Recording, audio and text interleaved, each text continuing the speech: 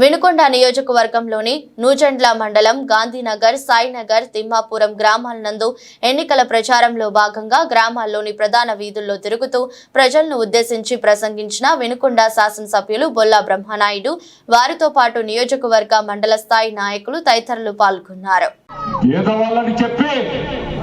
మీరు భయపెడితే భయపడటానికి అక్కడ ఎవ్వరూ లేరని, ఓటు అనేది ప్రతి ఒక్కరి హక్కు. ఆ హక్కుని కాదనడానికి లేదనడానికి ఎవరన్నా సాహసం చేస్తే అండమాన్ జైలుకు పోవటమే తప్ప మరొకటి ఉండదు. ఈ సందర్భంగా తెలియపరుచుకుంటూ మీరందరూ కూడా మన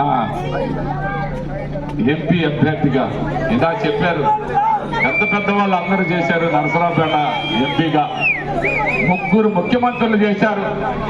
ముగ్గురు ముఖ్యమంత్రులు చేసిన అలాంటి సీటు ఒక బీసీ అభ్యర్థికి అనిల్ కుమార్ యాదవ్ రాష్ట్రంలో మంచి పేరున్న వ్యక్తి, అన్ని విధాల ఒక విలువలు కలిగినటువంటి వ్యక్తి, 2 సార్లు ఎమ్మెల్యే చేసి భారీ నీటిపారుదల మంత్రిగా చేసినటువంటి అనిల్ కుమార్ యాదవ్ ఈ రోజు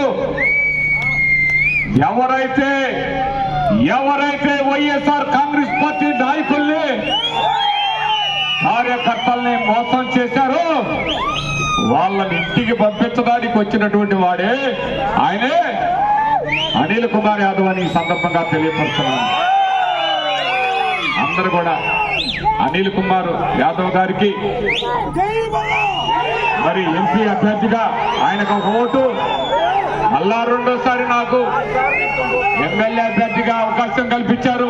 నాకు ఒక ఓటేసి మీరు అత్యధిక మెజార్టీతో గెలిపిస్తారని మిమ్మల్ని అందరినీ కోరుకుంటూ, మరి ఈ ఒక్కటేనయ్యా గుర్తు చల్లగా తిరుగుతుంటది ఫ్యాను. ఆ చల్లగా తిరిగే ఫ్యాన్కి ఆ సంక్షేమం బటన్ నొక్కి మన ఇంట్లో అకౌంట్కి వస్తుంది. జగన్మోహన్ రెడ్డి గారు బటన్ ఎట్లా నొక్కుతాడు, మన చల్లటి ఫ్యాన్ గుర్తుపై అలా నొక్కండి. అప్పుడు వీళ్ళందరికీ మనం అన్ని విధాల వాళ్ళు ఎంతైతే కోరుకుంటున్నారో అంత ఇస్తాం, సరిపోద్దని ఈ సందర్భంగా తెలియపరుచుకుంటూ సెలవు తీసుకుంటున్నాము. మనకు ఓటైనటువంటి వాళ్ళకు కూడా అర్హత ఉంటే సంక్షేమం అందించినటువంటి ప్రభుత్వం మన ప్రభుత్వం అని ఈ సందర్భంగా తెలియపరుస్తున్నాను. వాళ్ళు అభివృద్ధి కనిపించట్లేదని చెప్తారు. అభివృద్ధి అంటే ఈడ గ్రామ పరిపాలన కేంద్రం కనిపించట్లేదా అని చెబుతున్నాను. రైతు భరోసా కేంద్రం కనిపించట్లేదా అని అడుగుతూ ఉన్నాను. మరి అదేవిధంగా పూర్తి స్థాయిలో గ్రామ పరిపాలన కేంద్రాలకి, రైతు భరోసా కేంద్రాలకి, హెల్త్ సెంటర్లకి అన్నిటికీ కలిపి ఒకేసారి 130,000 మందికి ఉద్యోగ అవకాశాలు కల్పించారు. ఇంత ముందుకి ఇప్పటికి ఒక్కసారి మీరు అర్థం చేసుకోగలరు, అర్థం చేసుకుంటారు. గత 2014 నుంచి 2019 వరకు చంద్రబాబు నాయుడు గారి పాలన చూశారు. మరి అక్కడి నుంచి 2019 నుంచి 2024 వరకు జగన్మోహన్ రెడ్డి గారి పాలన చూశారు. ఒక కొత్త పరిపాలనకి విధానాలు ఆనాడు మహాత్మా గాంధీ గారు చెప్పాడు, గ్రామ స్వరాజ్యం కావాలి, గ్రామ స్వరాజ్యం రావాలి అని. ఇవాళ గ్రామ స్వరాజ్యమే ఈ గ్రామ పరిపాలనా కేంద్రాలు, దానికి సంబంధించిన సిబ్బంది. మరి ఆ సిబ్బందికి ఇటు ప్రజలకి మధ్య వారధిలాగా వాలంటీర్స్, ప్రతి అవ్వాతాతకి నేరుగా వెళ్ళి పెన్షన్ 7ంటికి ఇంటికి తీసుకుపోయి ఇవ్వగలుగుతున్నారంటే అది వాలంటీర్స్ అని సందర్భంగా తెలియపడుతున్నారు. మరి అదేవిధంగా ఈరోజు చెప్తున్నారు, ఎవరు భూకబ్జాదారులు, ఎవరు దోపిడీదారులు, ఎవరు దోపిడీ చేశారు, ఎవరు ఎస్ఐండ్ భూములు లాగేసుకున్నారు, అవన్నీ ఇక్కడ ఉన్న వాళ్ళకి చాలా మందికి తెలుసు. ఇక్కడ ఉన్న వాళ్ళకి అదే పని, చాలా మంది ఉన్నారు దోపిడీ చేశారు. అదే తెలుగుదేశం పార్టీ నాయకులను అడుగుతూ ఉన్నాను, ఎవరు భూములు లాక్కున్నారు, ఎవరు భూములు లాగేసుకున్నారు, ఎవరు అక్రమంగా చెరువులు వేసుకున్నారు, ఎవరు ప్రజల ఆస్తుల్ని వాళ్ళ జాగీర్ లాగా వాడుకున్నారని అడుగుతూ ఉన్నాను. ఈరోజు చెప్తే మేము ఒక్కటే మాట్లాడతాం. ఇక్కడున్నటువంటి ఆంజనేయులు అనే వ్యక్తి 10 సంవత్సరాలు ఎమ్మెల్యేగా చేసి ఒక్కటంటే ఒక్కటి చెప్పుకోదగిన పని నువ్వు చేశావా అని అడుగుతూ ఉన్నాం. నీ దగ్గర ఎక్కడ కూడా సమాధానం లేదు. నువ్వు చెప్తావు ఇంకా ఈ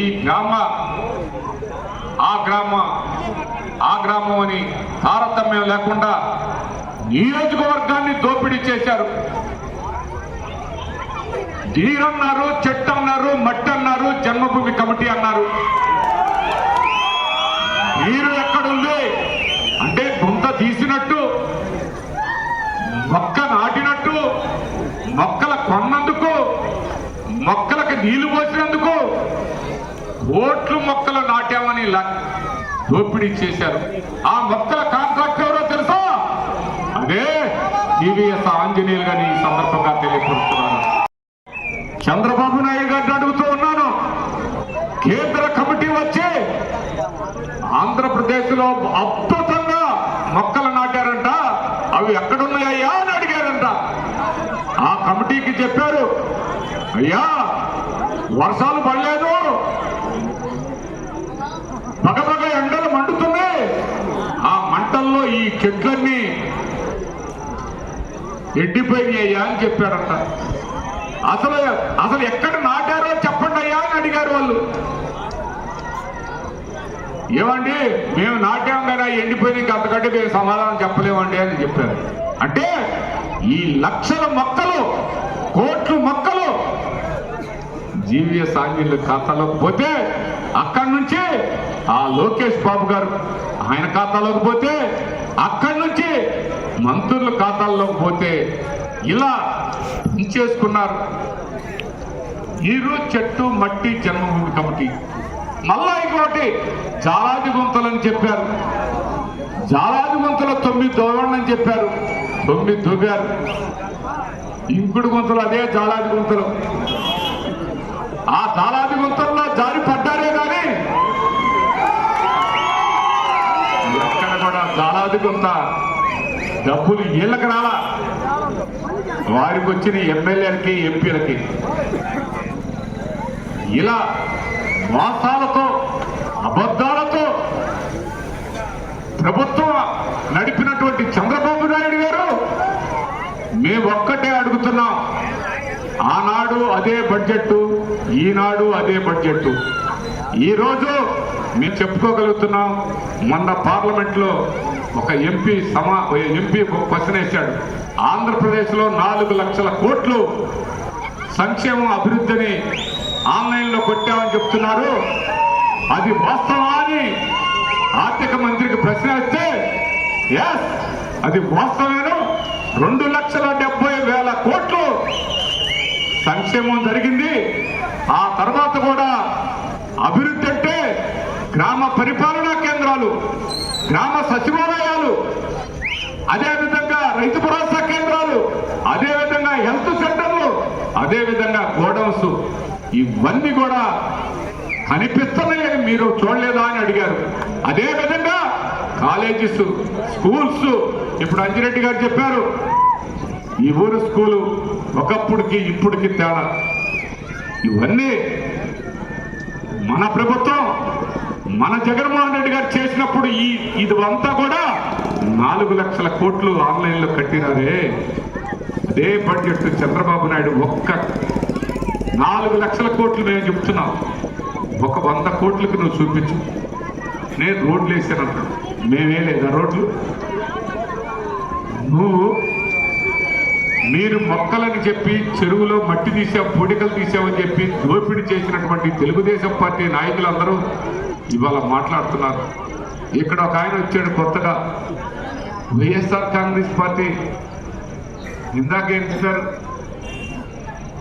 అంజిరెడ్డి గారు చెప్పారు, వైఎస్ఆర్ కాంగ్రెస్ పార్టీ నాయకులు, వైఎస్ఆర్ కాంగ్రెస్ పార్టీ కార్యకర్తలు, వైఎస్ఆర్ కాంగ్రెస్ పార్టీ ఎమ్మెల్యే అభ్యర్థి వీళ్ళందరూ కలిసి కనీసం బూతు ఖర్చు కూడా తీసుకోకుండా నిన్ను ఎంపీని చేస్తే, ఎంపీ అయిన దగ్గర నుంచి ఒక్క రూపాయి గ్రాంట్ కూడా ఈ నియోజకవర్గానికి ఇవ్వకుండా తెలుగుదేశం పార్టీ వాళ్ళకి పనులు చేసి లాస్ట్కి వచ్చే వరకు తెలుగుదేశం పార్టీ జెండా పట్టుకొని నేను చేశాను వరకపుడి సెల, నేను చేశాను గుండ్లకమ్మపై బ్రిడ్జిలు, నేను అండర్ ప్రాసెస్ బ్రిడ్జి చేశానని చెప్తుండు.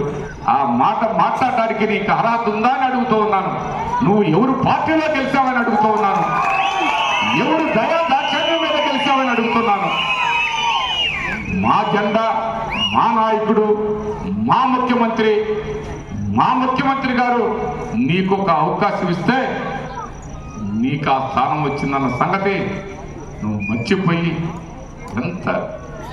ఎంత నీచంగా నువ్వే ఇవాళ నిన్ను ఇంత స్థాయికి తెచ్చినటువంటి వాళ్ళ మీద రాళ్లతో దాడి చేయమంటావా? నువ్వు మాట్లాడే మాటకి వాస్తవంగా నీకు ఈ వినుకొండ నియోజకవర్గంలో తిరగటానికి కూడా నీకు నిజంగా ఏమాత్రం ఎక్కత్వం ఉంటే ఈ నియోజకవర్గం రావాలన్న సిగ్గుపడాల్సిన అవసరం ఉందని ఈ సందర్భంగా తెలియపరుస్తున్నాను.